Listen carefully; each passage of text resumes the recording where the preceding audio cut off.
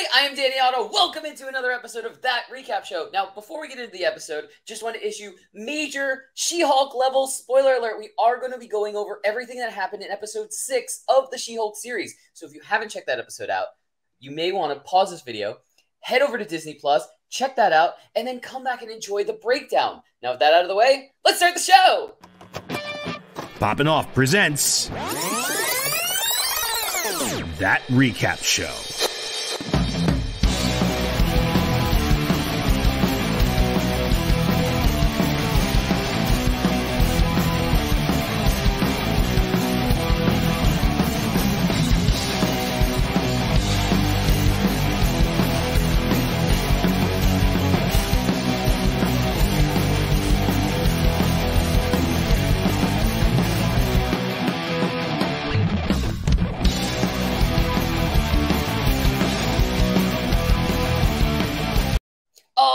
Joining with me to break down everything from episode 6 of the She-Hulk series, it's Jon Jon Rico.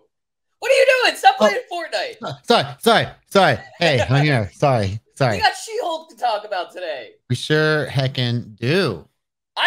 You know what? Like, we're getting super spoiled. Now we have recaps on Wednesdays. We have recaps on Thursdays. We have so much material to go through. And that's not even the movies that we want to start going over. That's not... Oh. It's so much. It's great. You know what? Thank the content gods. I know, right? So anyway, She-Hulk episode 6. Let's just get right into it. I mean, we knew from the get that something fishy was up when the title of it was just Jen. But I love that they played right into that, even giving us the title card of the episode saying just Jen, attorney at law.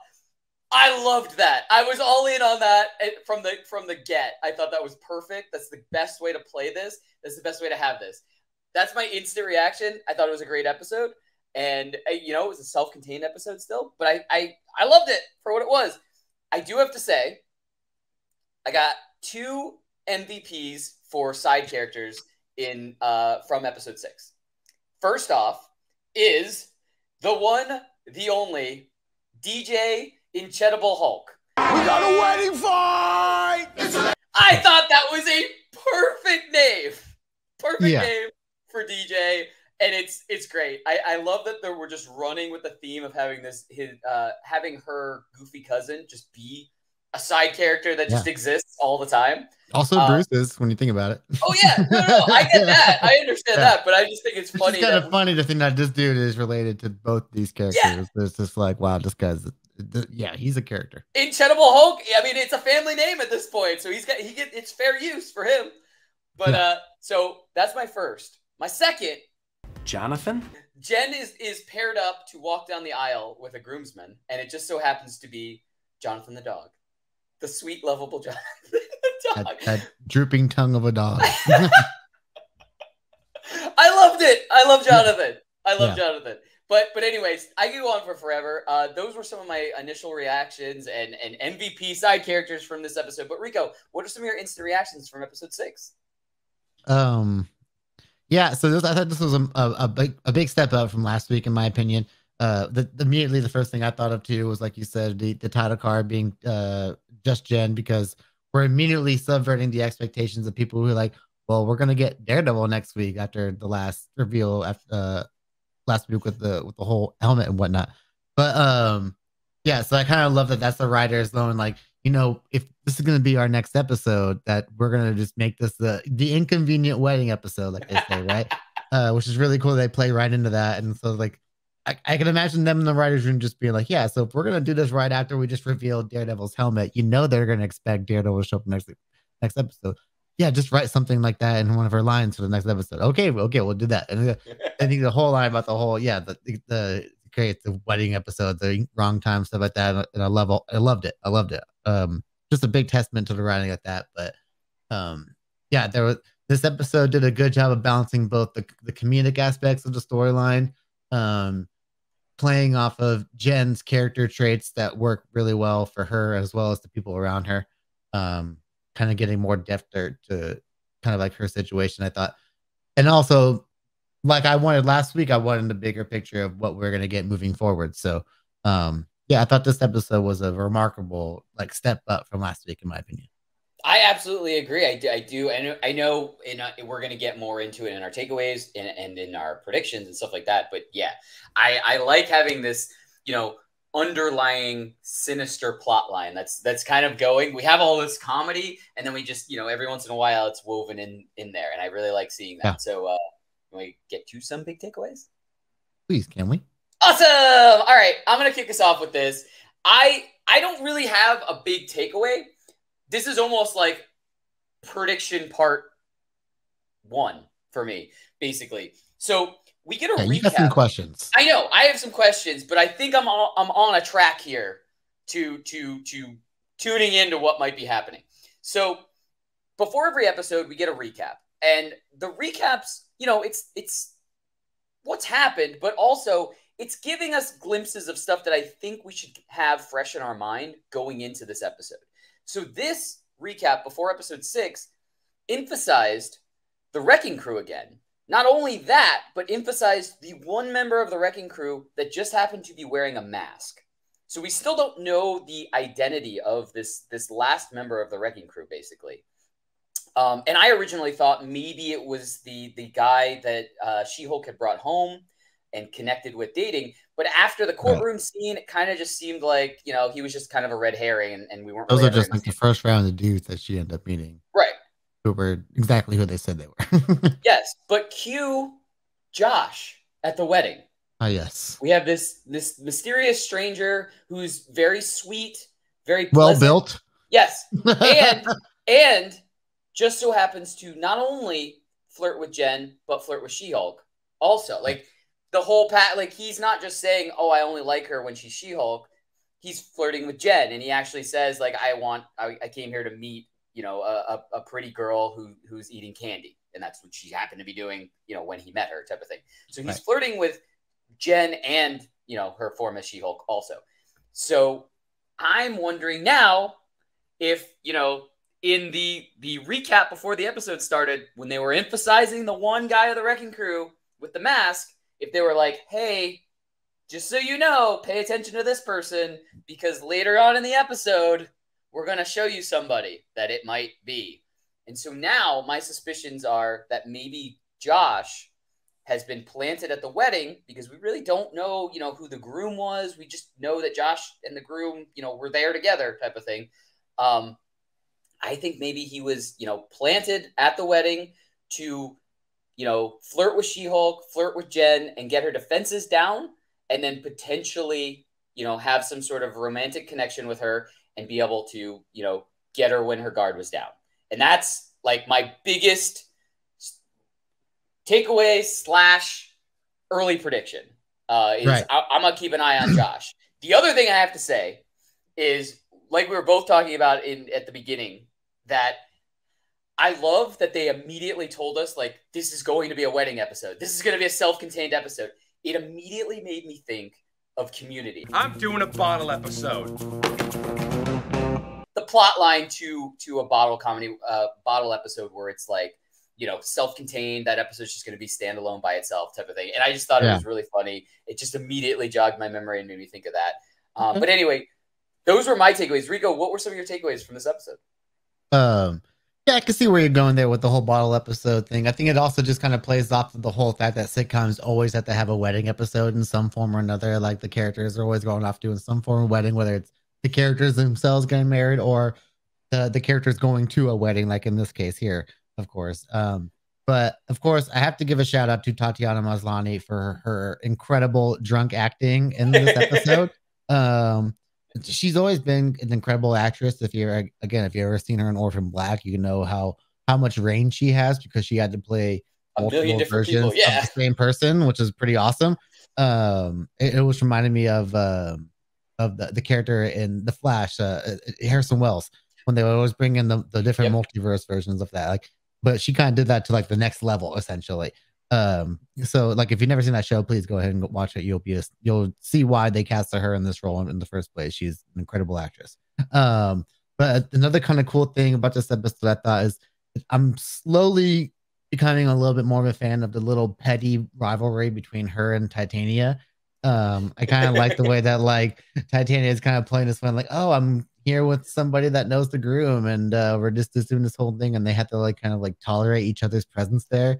And then of course Jen ends up getting super drunk, and Titania punches her in the face, and that the whole fight ensues, and all of course she just has to punch her in the face one freaking time, and she basically breaks Titania's mouth. The veneers, my poor veneers.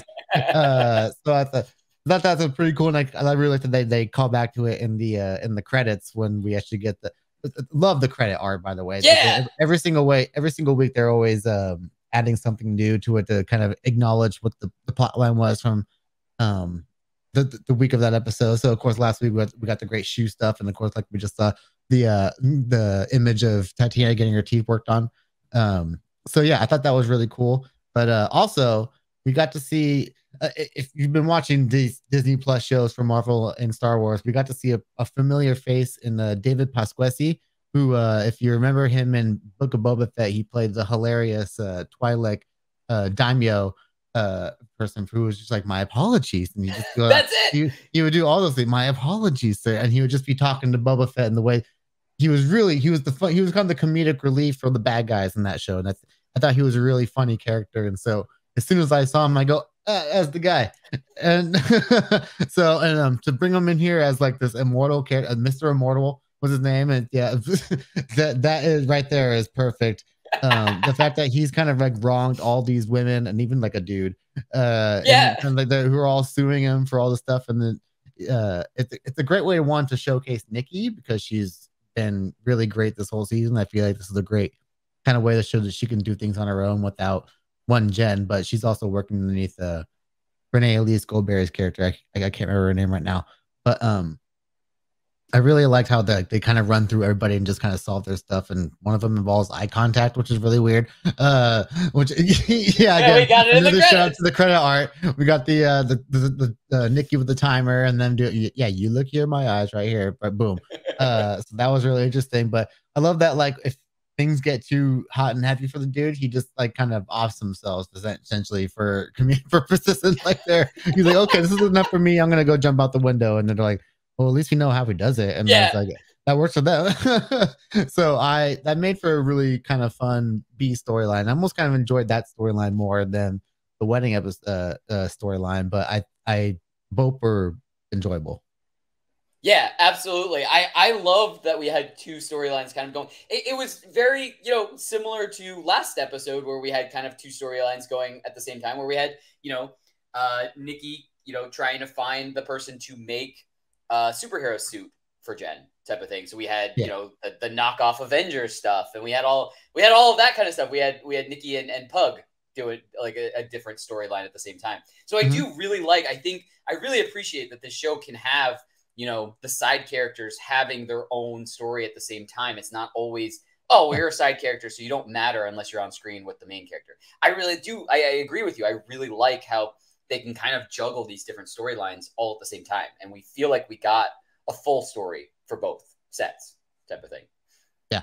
So I think that really works well. And I mean, yeah, Mr. Immortal storyline was perfect, and having that stuff in the credits was incredible. Like just having like it finish it off and stuff like that. Yeah, it was absolutely great. You want to get to some predictions?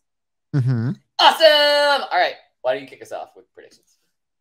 Okay, so kind of building off the whole Nikki storyline here at the end of their whole kind of adventure with Mr. Immortal, they're kind of going online. They're doing some stuff related to Jen. I can't remember what brings up this whole search about her. He mentions it. Mr. Immortal mentions it. That's right. Yeah. And so they kind of bring up this one kind of like what looks like a Reddit thread, but it refers to the intelligentsia, which is if you know that in Captain America 4, the leader will be the villain in that movie. He is one of the key members of Intelligentsia, which is a big comic book villain group, essentially. And this was some really dark stuff that they're kind of showing here. That they're just basically saying like, how are we going to kill her and stuff like that. And it kind of gives more context into that whole needle fiasco with the wrecking crew and all that. So I'm curious as to like if the leader himself is behind all this, or if they're going to refer to another member of Intelligentsia, because there's a couple notable comic book villains who are part of that group. One of them being MODOK, who I know that we're going to see in Ant-Man 3.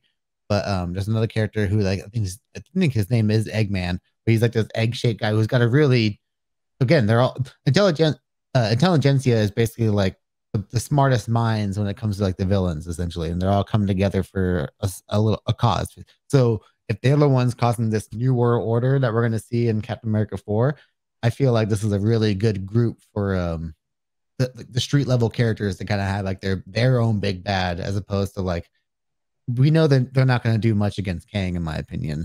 So like if you have something that feels more in the realm of possibility of something that they can defeat together, that's also something to look forward to as well. Yeah, absolutely. And just like we're having multiple storylines happening during the She-Hulk series, we can start having multiple kind of Avenger storylines going at the same time. We can have a street level Avengers. We can have a West Coast Avengers. We can have, intergalactic quantum realm Avengers. You know what I mean? Yeah, like multiversal.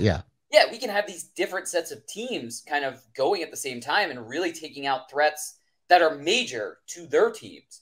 But in the grand scope, maybe the other threat is bigger, and that's what like the bigger team is dealing with, type of thing. But it's just really cool that now we can potentially have different teams. It's not just these are our 6 Avengers, so wherever they pop up, it's going to be like a major threat. Now we have like the possibility of having, Young Avengers, West Coast Avengers, street level Avengers, Thunderbolts, basically. Yeah. And the great thing about this is that we know we're getting Secret Wars. So when the more you're building up these different teams and their bigger team of villains, the more people you're going to have converging together in Secret Wars, which is the whole point of the story. So like, watch out for Secret Wars, man. We might see one of the biggest rosters of all time. Dude, even more so than Avengers, Infinity War, and Endgame. So that's not.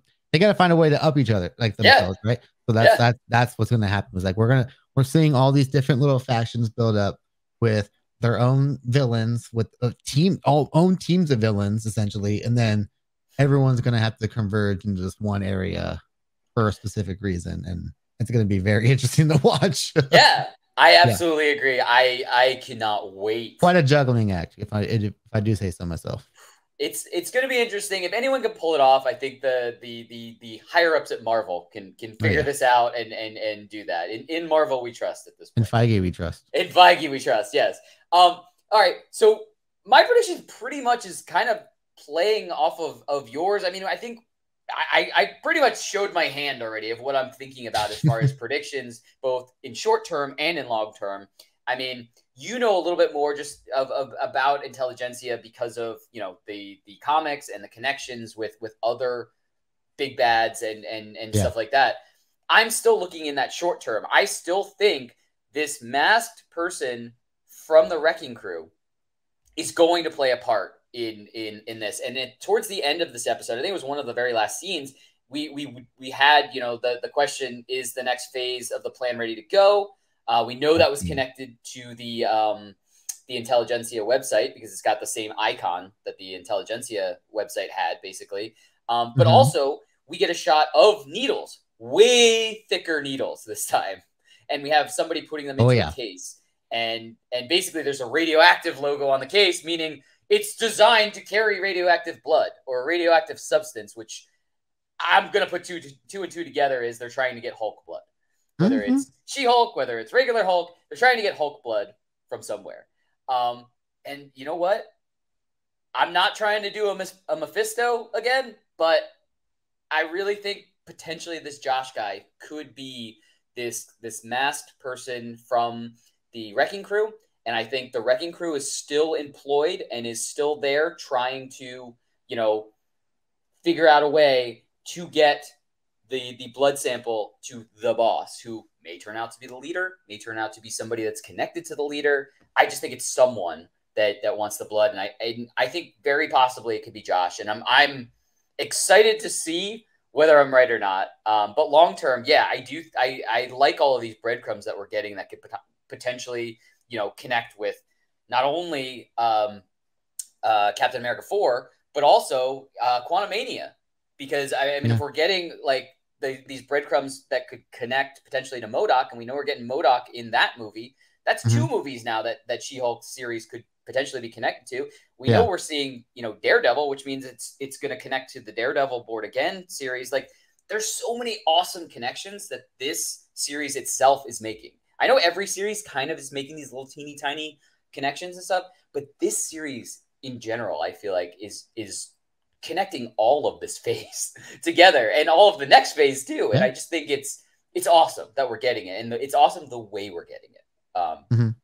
Being able to have this lighthearted series, but still getting these major strings that are connected to bigger things. And I think that's it would awesome. be nice if we got these hints a little bit earlier, because we only have 3 episodes left now, so there's only so much you can play around with the story. Like, you have to bring in the Daredevil storyline as well as kind of finishing out whatever you're teasing within this intelligentsia, the thicker needle storyline here.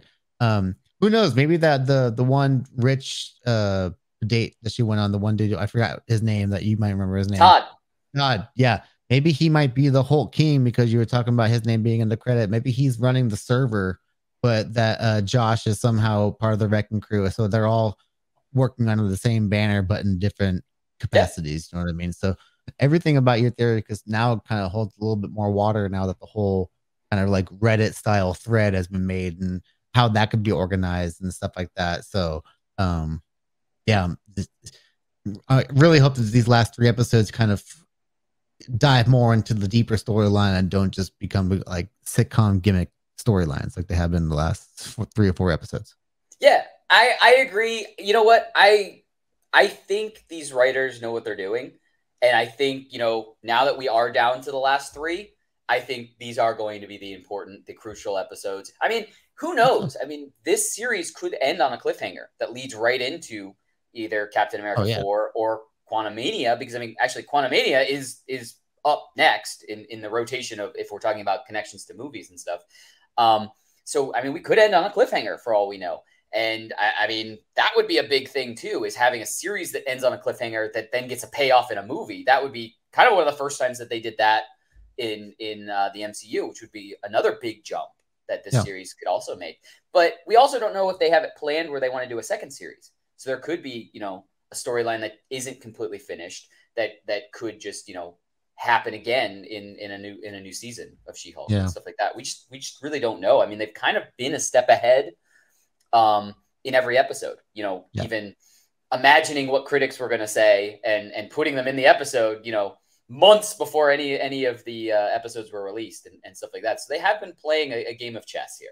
So I trust that these next 3 episodes are going to be very important. And I'm looking forward to see like everything, not just Daredevil, but just everything, how it all comes together. We'll be curious to see how they use Jen going forward, because you've kind of set her up as this kind of goofy character, both as She-Hulk and as Jen. So, really, like this, I'm almost looking more forward to her next appearance in whatever form of media she shows next, because you can use her on a different scale again, like in movies, and maybe that might make her effects look a little bit better for her character, like given the budget they might have for the show. But I'm very curious to see if this character is in the hands of somebody else, how they portray her character, whether they kind of bring more of the rage Hulkness into it, because we barely got little glimpses of it. I think the last time we might have gotten one was when she told Megan Thee Stallion that she would kill for her. But I kind of would like a little more like not so much serious character work, but more like MCU hero character work, essentially. Like, I'm looking forward to when we see her in that suit for the first time, essentially, because we were gonna see her. It was a Nikki who was like, "I want to see her suit." She goes, not yet," or whatever it is. Like, okay, so we're clearly waiting to like show that off, like we usually do in these series. But I'm fingers crossed for the thing Daredevil next week, because if you're gonna tease it, you can't go 2 weeks without it, because then you might really, your fans might be like, "Frick! Like, where is it?" So let's try to avoid that. But loving it so far. But as always, anyway, that's what we think. Let us know in the comments below. What did you think of episode 6? What did you think of the wedding fight? And as always, what did you think is going to happen next? I mean, Are we going to get Daredevil next? Are we going to get, you know, a sight of the unmasked assailant still from the Wrecking Crew that we don't really know the identity of? And as always, don't forget, like, subscribe, and turn on notifications to hear about all of our video releases. Bye, everybody! Poppin' Off presents That Recap Show.